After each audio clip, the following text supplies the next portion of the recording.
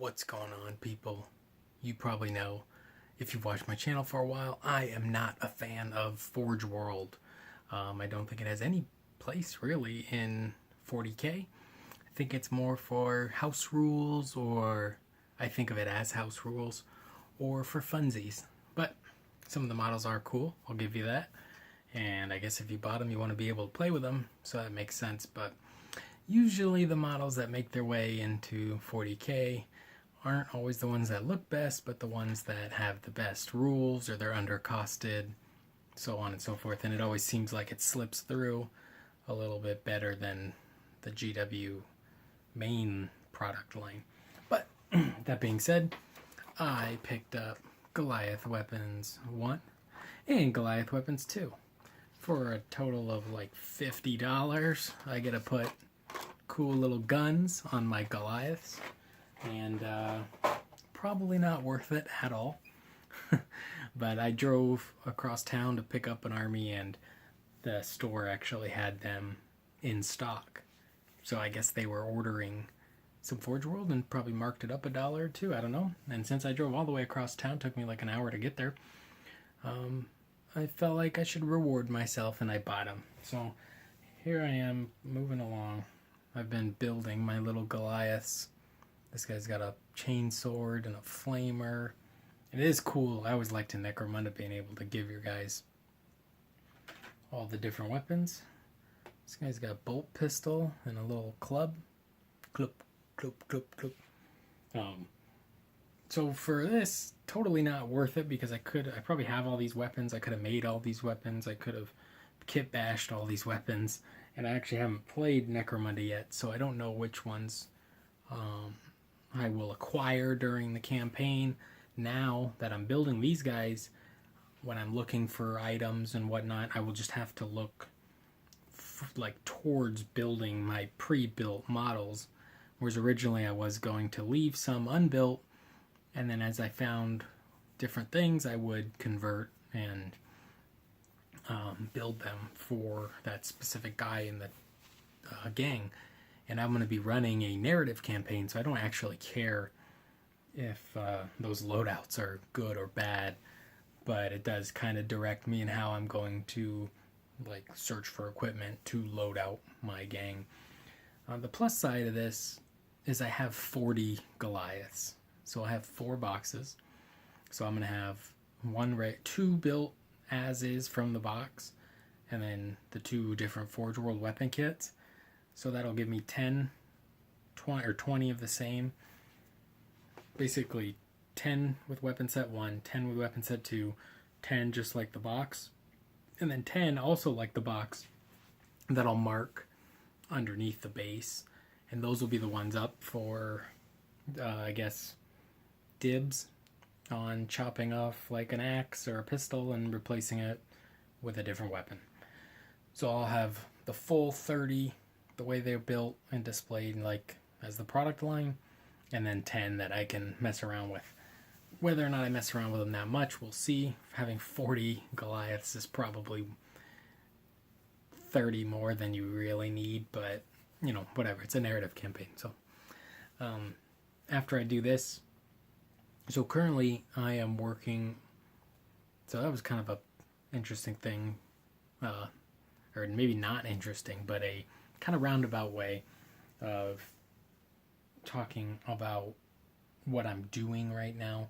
And I am attempting to clear all the projects off my desk and then work on all 40 Goliaths at once. So I've been building Primaris guys. I got Hellblasters and more of the Intercessor Bolter guys. So my plan going forward is going to be finishing, looks like I got about 3 or so D&D models to finish to put up for sale on eBay. My store's down below if you want to check that out. I got some Necrons and painted models for sale and stuff. I got a couple things for the Others board game. Actually, I got a lot, but I'm just going to kind of work on that slower after I finish this little group. Then I got a Deathwatch Apothecary and Librarian. And then I got think that pretty much clears everything up. So then I'm going to work on my 40 Goliaths. And also, there's a gentleman at the store who's probably going to commission me to do some night hunt, which should be fun. So I'll show you that here if you want to check out my test model. Probably not the best lighting, but anyway, he wanted like a Halloween orange and black. This is actually orange and very dark blue because they are complementary colors, and the orange then carries into kind of the rust tone, the blue on his kind of ghostly hands, and just some kind of interesting test here. That being said, I don't know what you guys charge if you have done commission painting. What would you charge? I was thinking like $5 a guy for them. They're pretty quick. For Oleander, I told him I'd do it for $50 because I just want to paint the model, and then I would probably kind of work out other prices for other characters. But I think the army's mostly these Grim Reaper guys, and they're not a lot to them. So I think if I did 10 a week or so for them, or 20 a week, maybe $100 a week, that could be a cool little extra bonus money. Not really bonus because I got 40 Goliaths to paint, but you know, it's fun to make a little money on things you enjoy. That being said, my next update, I am in the process of getting my very own paintbrush manufactured. Pretty cool, very excited. I am already paid 2 different manufacturers, and they will be shipping me samples soon for me to test and photograph. And I think I might launch it via Kickstarter, which would be a great way to possibly get some kind of pre-orders if people want them. They are going to be I'm also going to attempt to hopefully get local game stores to sell them or carry them. But the idea, and I'll probably go into this a little more once I get them in hand, but the idea is they're going to fall somewhere above like the packaged like $4 for 10 brush quality. They're going to be above that, but they're not going to be like an Escoda Optimo Kolinsky Sable yet. That will possibly be my 3rd line that I'm going to run. So right now, actually, I have 2 different samples I paid for. One being the lower kind of, painting brush. They're going to be for the artist or painter who is not wanting to spend that much money. $2, maybe $1 or $2 per brush. Pretty good deal. And then the other line that I'm getting tests for are going to be kind of the $3-4, probably not even $5. I don't think I want to go that high, but and that will be for somebody that actually is more aware of like not letting paint dry in their brush, not leaving their brush upside down in a cup of water, not stabbing the whole brush into a pot of paint, and then they will last hopefully much longer. But I haven't got the samples in hand yet, so I don't know what the tips are going to be like. So that's what I'm going to test once they come in. So that's very exciting for me.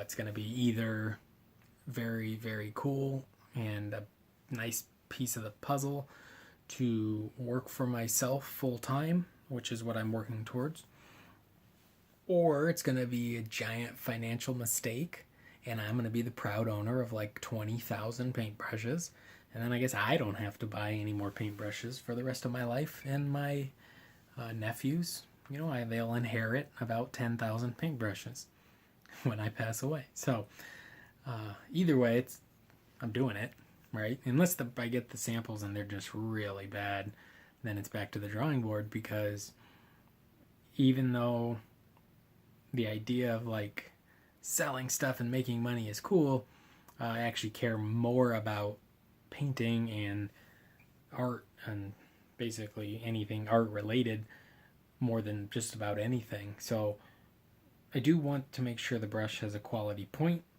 I do want to make sure the hairs withstand reasonable use for their price, and I hope they are not, little sticks of poo.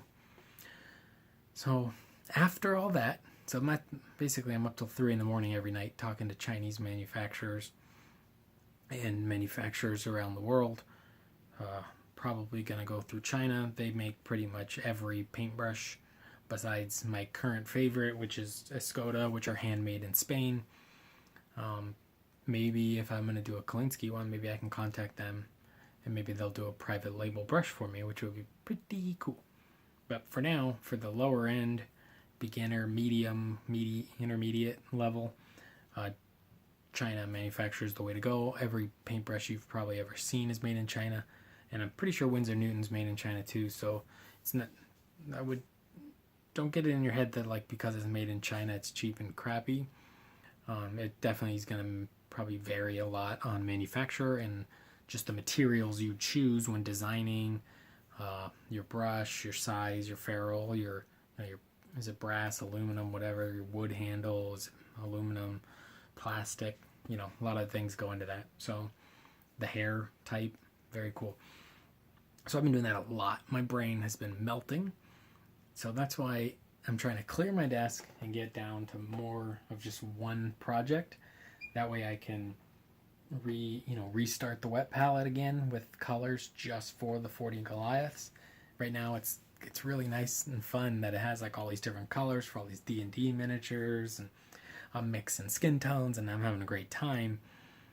But it's a little bouncing around too much maybe. Like I feel very productive, but because it's like 10 going into 10 different things, it doesn't seem like I'm getting a lot done, I guess, even though I kind of am. I already, if I paint 5 D&D miniatures for sale, they're not for me, so they don't feel like, oh, I did something, because I don't get to play with them. I just wait until somebody buys them. But it is fun to work on them. So after we get through the kind of pending projects that are all kind of halfway done, then I work on the Goliaths. During this time, possibly working on any commission work or the Others board game I have. And then what I'm going to do is I'm going to do prime up and base coat with the airbrush 20 Hellblasters and 25 Intercessors. No, 20 Intercessors, I think. And then work on them in groups of, so I'll have them all kind of the pre-highlight airbrush base coat, and then I'll work on them in groups of the 20, and then that way when I'm done I'll have 30 Intercessors, 20 Hellblasters, 6 Aggressors, 6 Interceptors, 10 Reavers, 2 Librarians, a Apothecary, a Chaplain, and I think that'll be it for now. I already have a Knight Gallant done for my Death Watch, and I'm going to start working on points for my Imperial Guard artillery line. I was even thinking maybe going like 1,000 Death Guard, or 1,000 or something Death Watch, maybe the 350 Gallant, and then that leaves me about 650 Eye Guard, which I think you're looking at about 200 points to get the battalion. So you about 3 or 4 tanks, maybe 4, like 2 Mana Cores and 2 Wyverns, or 2 Wyverns, a Basilisk, and a Mana Core, something like that. So I don't even know if I need that many, and I'm not really sure what my anti-vehicle strategy is for the Imperial Guard and Death Watch Army. I don't think it's probably a good idea to rely on re-rolling wounds and still needing 5s or 6s to do so. I think it will help, but hopefully, the Hellblaster guys are really expensive, so I don't know if they're the right way to go either. So I was thinking maybe Mana Cores or Basilisk could be kind of the anti-big targets, and then the Primaris Death Watch guys kind of are the middle variable, tactical flexibility, and then the Wyverns and Eye Guard are kind of the anti-infantry, just raining mortars and that sort of standard thing. Could be cool. So that's pretty much the wild and wacky world I'm living in right now. Please go down below and check out my eBay store if you're.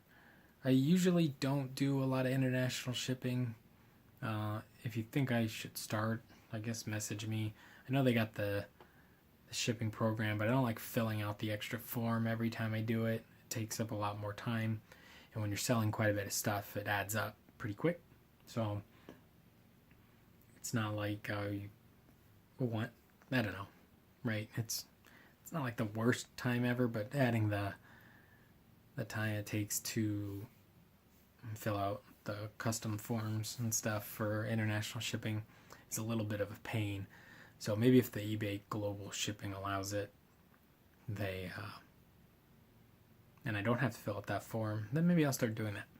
But check out my eBay store if you're looking for random stuff. I'm still selling Necrons. I'm selling a couple Steel Legion things that I picked up that are extra. D&D miniatures, all kinds of cool stuff. Please subscribe. We'll have another giveaway probably at 500.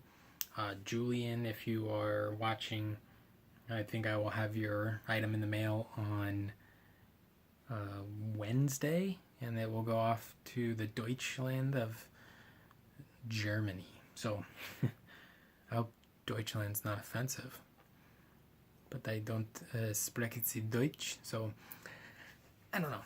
Anyway, this is a bit of a hobby ramble. Sometimes I do these. Sometimes I like to just say things out loud and put it on YouTube. So hopefully you enjoyed it, or at the very least you didn't, but you watched a little bit. I don't know. Have a good day.